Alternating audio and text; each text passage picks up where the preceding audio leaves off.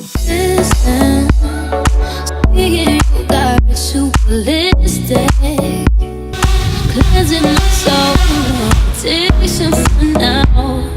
Those were falling apart.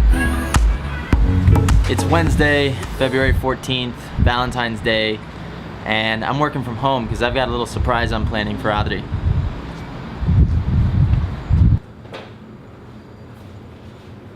So I can't take credit for this idea because Danny did it first, but Adri is a huge fan of escape rooms. So is Rachel, Danny's girlfriend.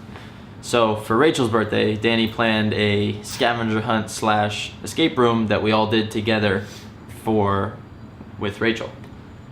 That inspired me to want to do the same for Adri, and I figured the next holiday type activity that was coming up was Valentine's Day, and then I would plan something for Valentine's Day.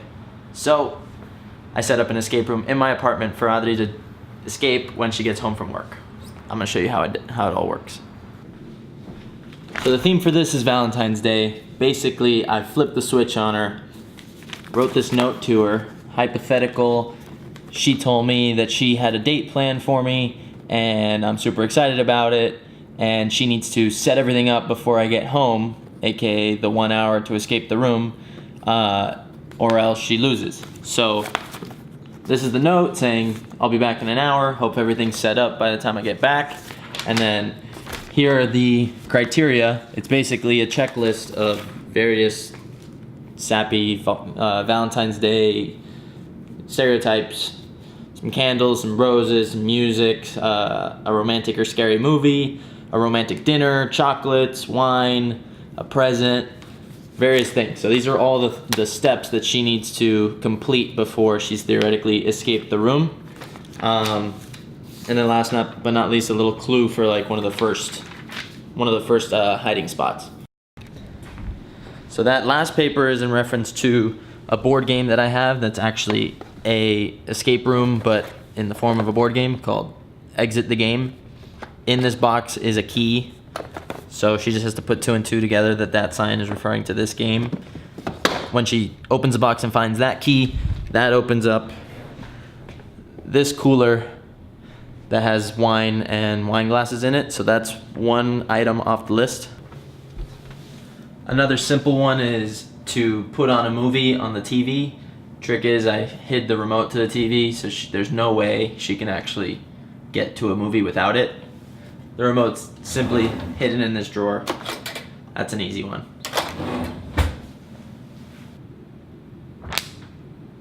Hey Google, play some baby making music. Sure, here's a Spotify playlist called 90s Baby Makers.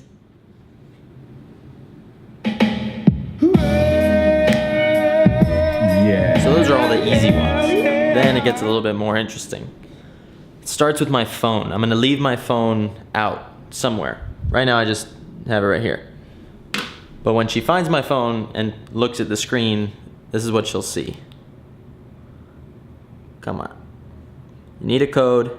I changed my passcode. I took her fingerprint off of my fingerprint reader, and she needs to figure out what the code is to unlock my phone.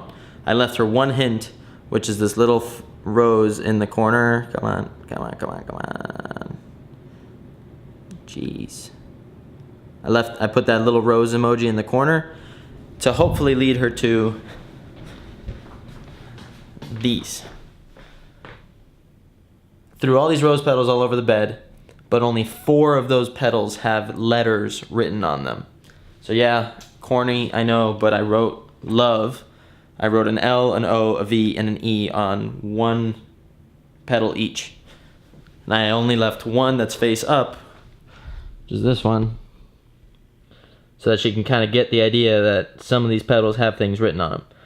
Once she gets all the petals with all the letters, she'll put the word together. And once she knows that the petals spell love, that's the code to the phone. She can then spell out love using the numbers, ba, ba, ba, and unlock the phone. Once she unlocks the phone, this is what she'll see. A couple emojis. These emojis refer to a cipher. The cipher is just a piece of paper that I left also easily available. She just has to find it. And here it is. I didn't have a color printer, so it's black and white. But this is the cipher. She can find this cipher right off the bat. She won't know how to use it until she can actually unlock the phone. So once she figures out that code, there are only 2 locks that it could open, because I only have 2 locks that use a 4-number code. This is one of them. This is a lockbox where you can put a key inside, and it just has 4 numbers on the front. This is what that opens. There's going to be a set of keys in here. If she puts the code into this lockbox, she can open it up, get that key, and that key leads to the balcony. The balcony is going to have this chain around it with this lock. These are the keys that will be in the lockbox on the chair. Then, once she comes outside, there is a set of keys on the bike handle.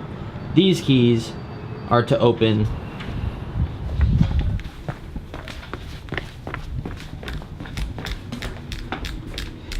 this bike lock, locking the hallway closet, this big closet. Also on the balcony are these Vans. She actually had me pick these up for her. This is her gift to me, so I know what they are, but she needs to give me the gift, so I hid them. I made them a part of the escape room. So once she opens or gets that key off the balcony and can open this hallway closet, in here I have 4 candles. They're all different colors, and on the bottom of each candle there's a number. There's also a key in here. That key opens a lock in our bedroom on the nightstand, her nightstand. That mess of a lock, that's gonna be a pain in the ass to unlock, but it is what it is. When she unlocks that, she'll get a note. The note has 4 words. I think it's "you're almost done" or "you're almost there," something like that. And every one of those words is written in a different color. Those colors correspond with the candles in the closet. Once she puts 2 and 2 together and puts the candles in the right order, that will give her another 4-digit code. That 4-digit code opens the fridge. In the fridge, I bought 2 big, nice ribeye steaks, a bunch of Brussels sprouts, all the ingredients to make caramelized Brussels sprouts, which she loves, and dessert, which is this unbelievable French cake from this bakery that we fell in love with. And that will probably be the last step, the last thing that she finds. That's it. Pretty simple, but first time doing this. I don't know how long it's going to take to actually solve and figure everything out, but we'll see. She's teaching a class today after school, so she's getting home a little bit later than usual, but that's why I work from home. I am going to take like 30 minutes to just set everything up right before she comes home, and as soon as she gets here, I'm gonna cover her eyes, take her stuff, put it down, and put her right into the escape room. Then to keep an eye on her and like make sure if she gets stuck, I can give her a hint. I'm going to set this computer up in a Google Hangout and then watch it from my phone. I'm gonna mute myself on my phone, and in the case that she needs help, I can help her via the phone and see what she's doing and actually be able to interact with her. It's game time. She's here. Alright,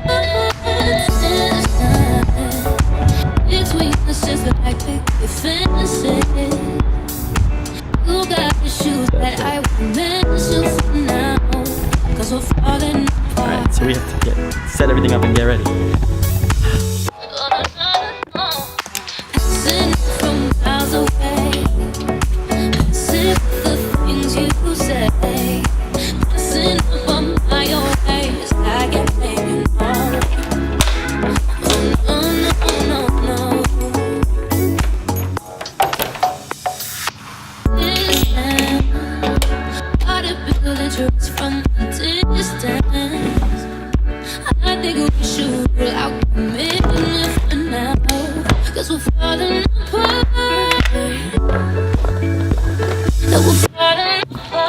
Last thing, I bought her roses and some new Vans, so when she finally escapes, I'll be waiting at the door with these 2 things.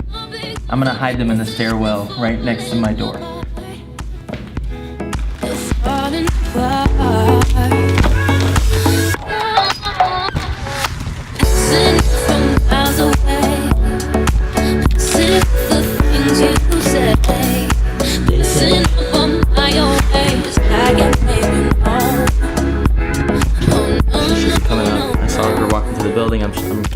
the elevator right now.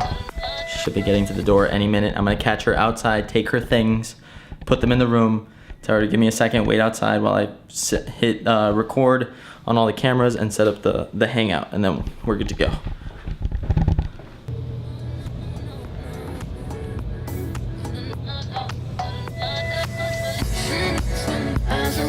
She's reading the instructions on the counter.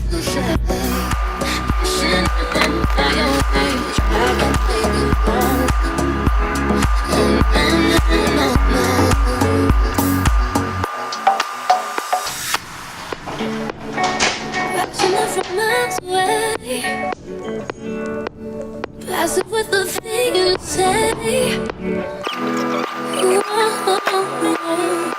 I get paid, you know.